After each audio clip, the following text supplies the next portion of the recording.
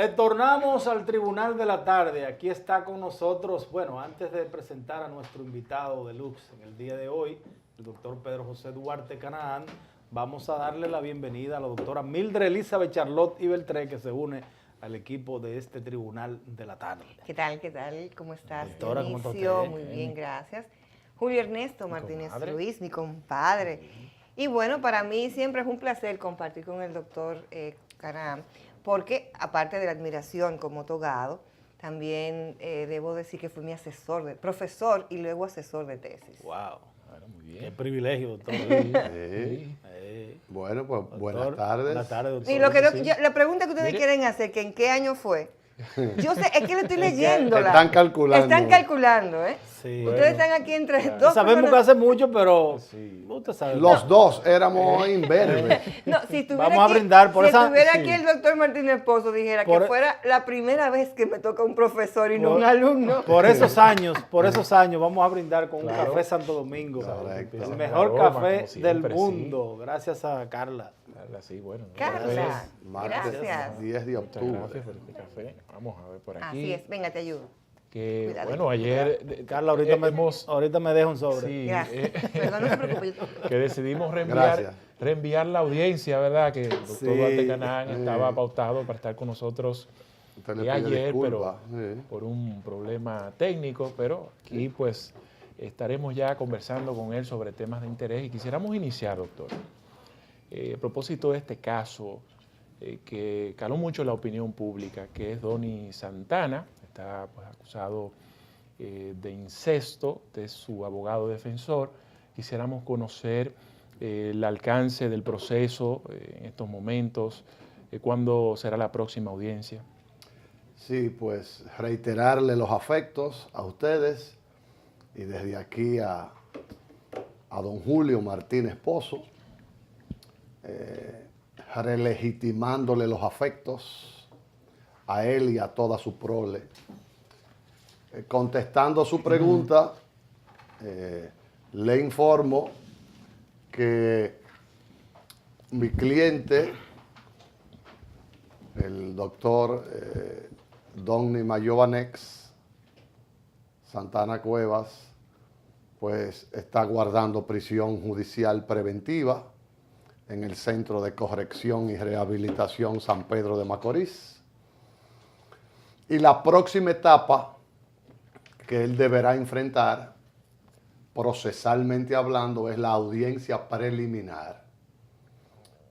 La Ministerio Público ya presentó el acto conclusivo, es decir, presentó acusación formal contra él, y el quinto juzgado de la instrucción del Distrito Nacional resultó apoderado para que en los próximos días nos convoquen y entonces asistir a esta segunda etapa del proceso penal, que es la fase preliminar, donde el juez examina la acusación y por ende examina las pruebas.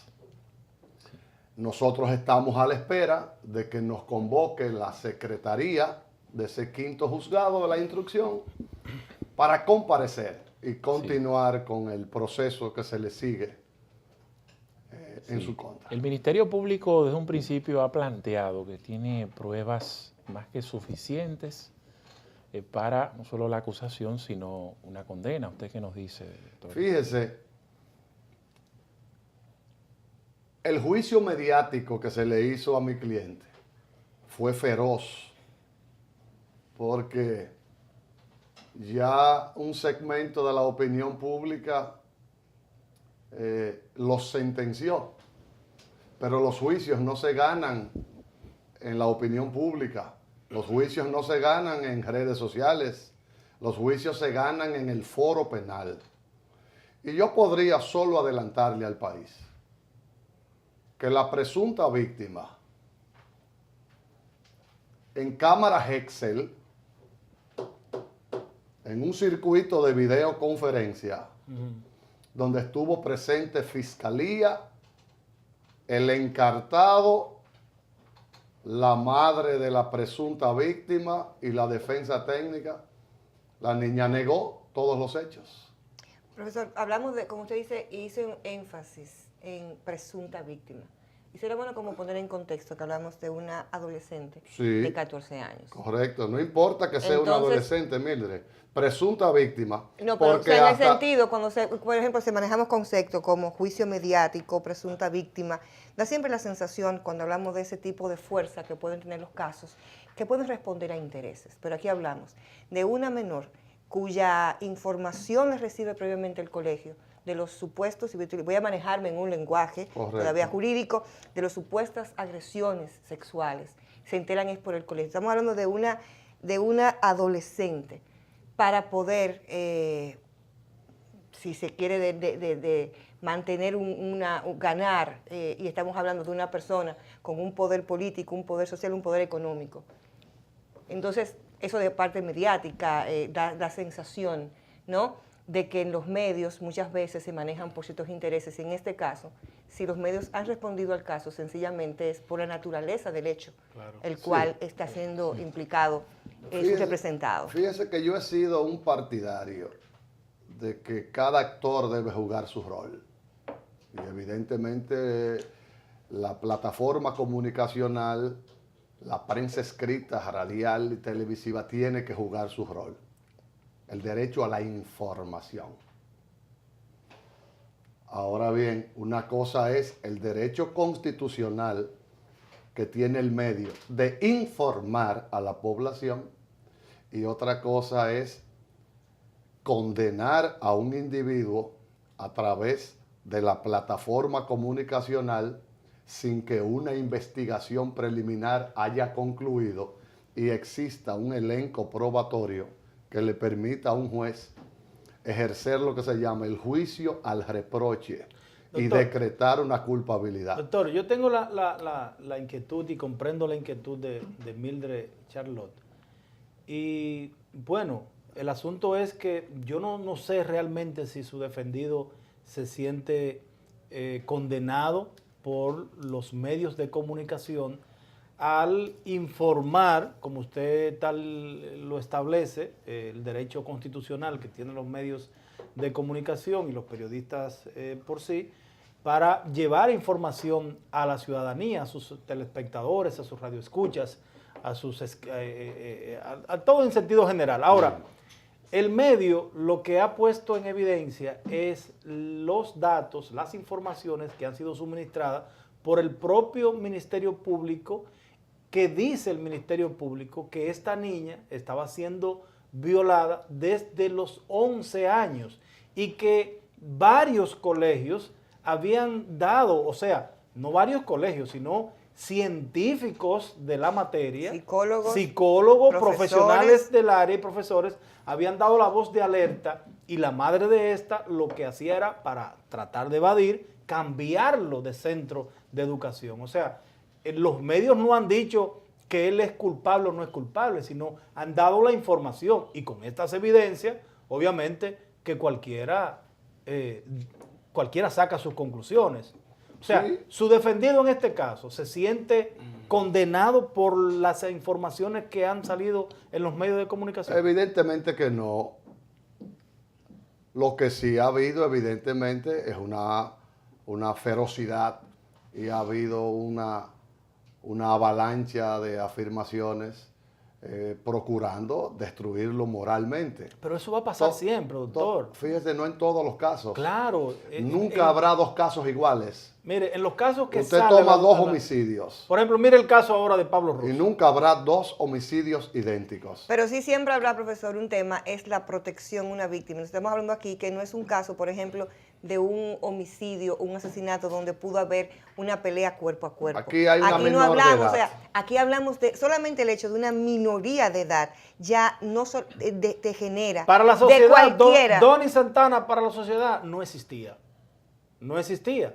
No, era una figura desconocida y quizás lo sigue siendo para muchos. Es más, hoy en día mucha gente que ha hablado del caso ha hablado repito, por la información que ha servido por el hecho, por la víctima, por el hecho, la víctima, por lo horripilante del caso. Y no precisamente porque él era funcionario, porque él pertenecía al Partido de la Liberación Dominicana, pertenece. No, es el hecho. El hecho. Entonces todo eso se va a debatir ahora en esta etapa ante una juez. La juez va a examinar la acusación, va a examinar la seriedad de la misma, va a examinar las pruebas que sustentan esa acusación y evidentemente le corresponderá al Poder Judicial decidir al final si existe una culpabilidad o no. Por ejemplo, en ese sentido es que estamos a la espera de que todo continúe su curso judicialmente hablando. en este caso yo no conozco al abogado que representa los intereses de la menor. Particularmente, de verdad desconozco quién lleva el proceso. No, pero, ¿qué entiende usted? Y ahí hago la pregunta más allá del togado que tiene una representación. ¿Para qué un juicio en materia de casos donde el motivo sea abuso sexual, sea una violación a una menor? Porque es que usted no puede alegar que una violación, una menor la sedujo, porque es menor. O sea, de entrada esa parte. ¿Cómo entiende usted que debe de llevarse un proceso donde se respeten todos los pasos? Fíjate, Mildred, Julio y Dionisio, yo tengo una estrategia diseñada para concluir ese proceso. Y no sería útil yo divulgar en este momento la estrategia que voy a utilizar. Claro. Ahora bien, yo... Fíjese que yo no le pregunté por su estrategia, no. Le pregunté en el plenario, cada uno de los actores penales, porque hay cosas que va a ser imposible invocar. No, porque ese juicio, evidentemente, que hay que salvaguardar elementos que son clave por tener una menor involucrada. De ahí que nunca podrá estar presente la menor de edad en el plenario, por eso acudimos al circuito de videoconferencia de cámaras Excel, que es lo que se llama anticipo de prueba. Entonces, hay que proteger algunos ejes fundamentales por lo de la protección a niños, niñas y adolescentes. Pero en el juicio de fondo sí lo hay.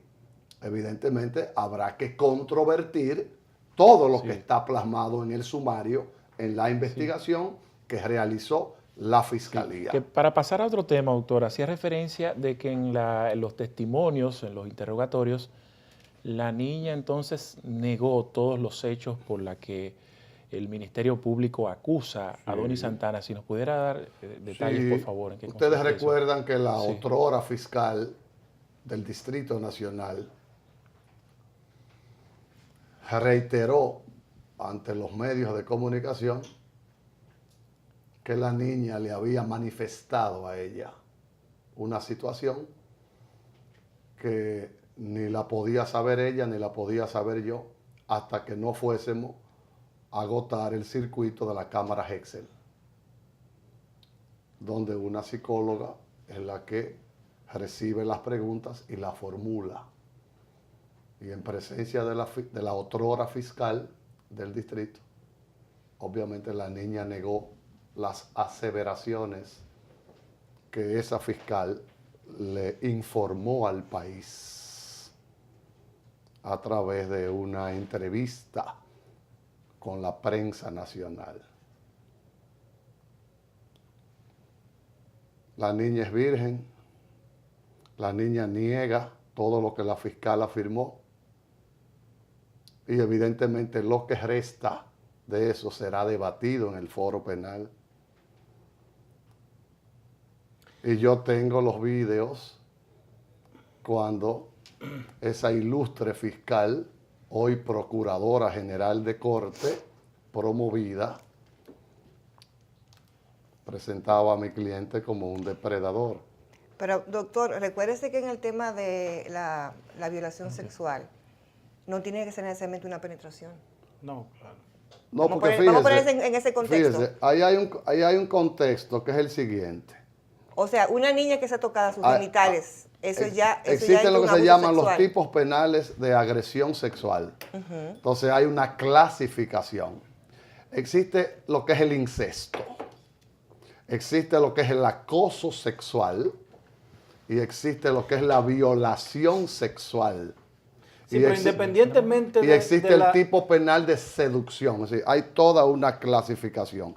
Ya cuando se trata de una menor de edad, evidentemente, no necesariamente tiene que existir una cópula, Claro, no tiene un que- ayuntamiento eso- carnal para que se configure un tipo penal específico. Lo que pasa es que es una gama muy amplia. Mire, doctor, yo sé que hay otros Sí. temas que tenemos que tratar y este tema particularmente es hasta espeluznante, es difícil para nosotros, para cualquier ser humano que tenga hijos, que tenga hijas, tratarlo.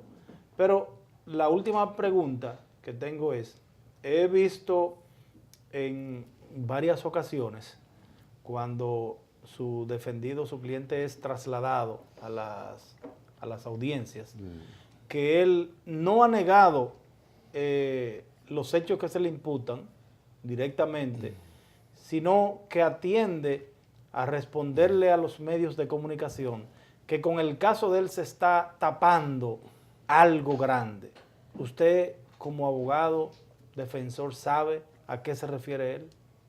Bueno, él ha conversado con su abogado en reiteradas oportunidades y evidentemente yo tengo algunas informaciones en esa dirección que usted apunta, que no sería prudente yo divulgarla en este momento porque la prudencia es supervivencia.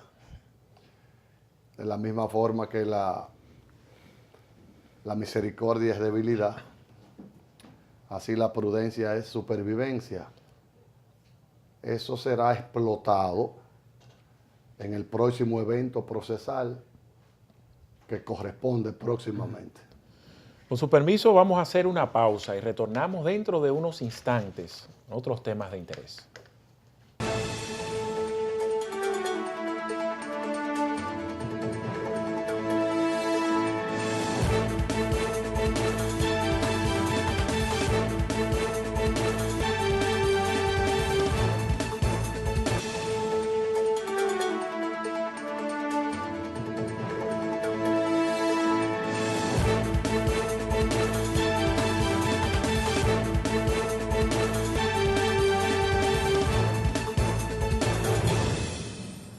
Bueno, seguimos en nuestra audiencia. Doctor Pedro José Duarte Canaán, que es un abogado litigante de los tribunales de nuestro país. A propósito de la recién escogencia de los fiscales por concurso, convocatoria a Consejo Nacional de la Magistratura, vivimos en una sociedad que está muy pendiente a los temas judiciales exigentes, a que en muchos casos no se ha estado haciendo justicia. En función de lo que usted está viendo, doctor, quisiéramos escuchar su opinión.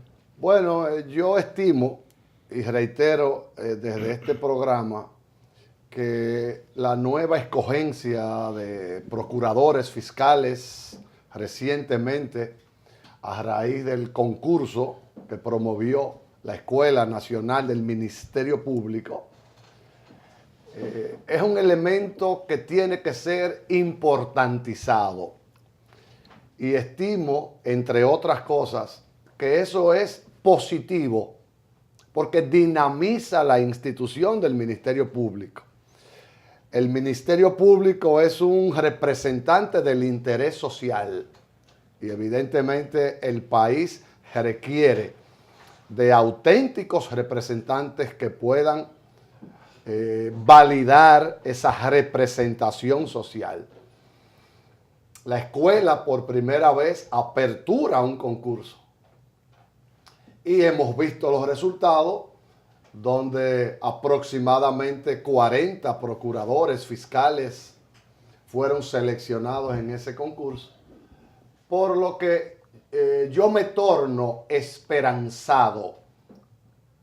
Habrá que darle el beneficio de la duda a esa cantidad importante de miembros del Ministerio Público. Tenemos que esperar sus actuaciones para luego evaluarlos.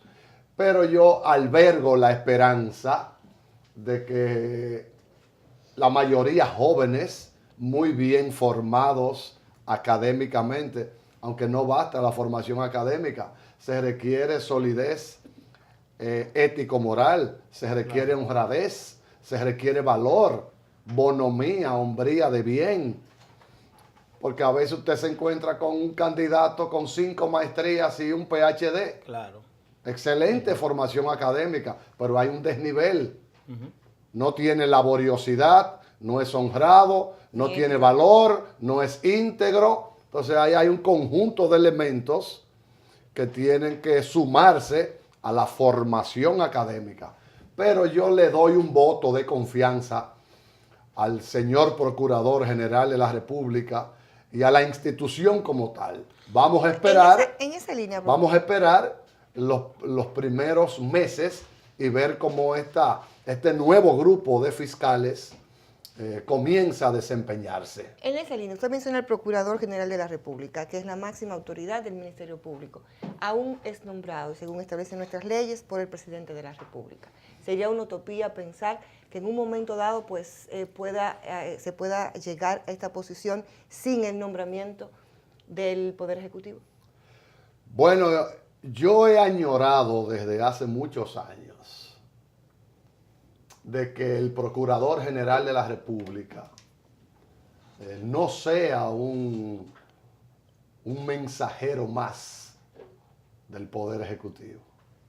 No me refiero a Sino al cargo. sino al cargo. Claro. O sea, debe producirse una auténtica enmienda a la ley patria, a la Carta Magna, donde, por ejemplo, el ministro de Justicia, el Procurador General de la República, sea seleccionado, quitarle al Poder Ejecutivo la facultad de designar este funcionario.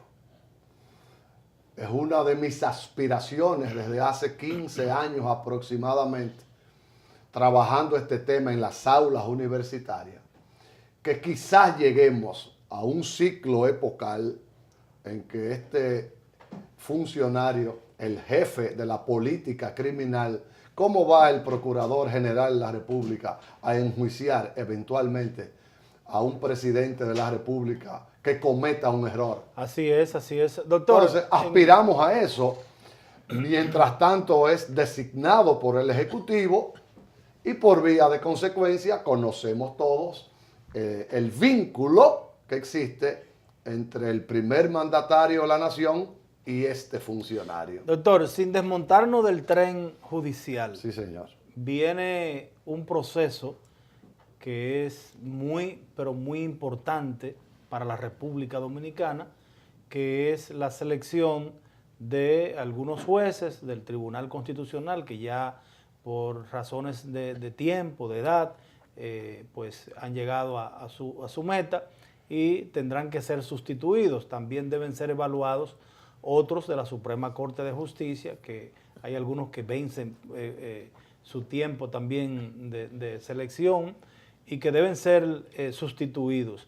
Tenemos entendido que usted está aspirando a convertirse en un juez de la Suprema Corte de Justicia.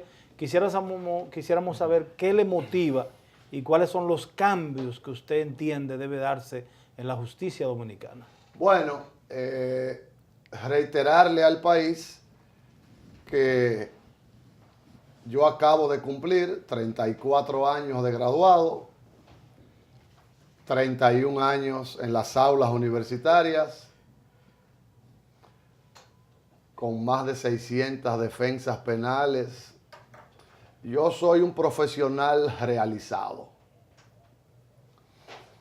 Y en esta ocasión yo pretendo postularme al cargo de juez en la Sala Penal de la Corte Suprema de Justicia. Usted me pregunta, ¿por qué? ¿Qué le sirve de acicate? ¿Qué lo motiva? Yo podría decirle al país que el Poder Judicial está roto. El Poder Judicial hay que refundarlo. Y yo quisiera, ya más cerca de la tumba que de la epopeya, en la tercera juventud, yo quisiera hacer mis últimos aportes Es como ponerle la tilde a la palabra.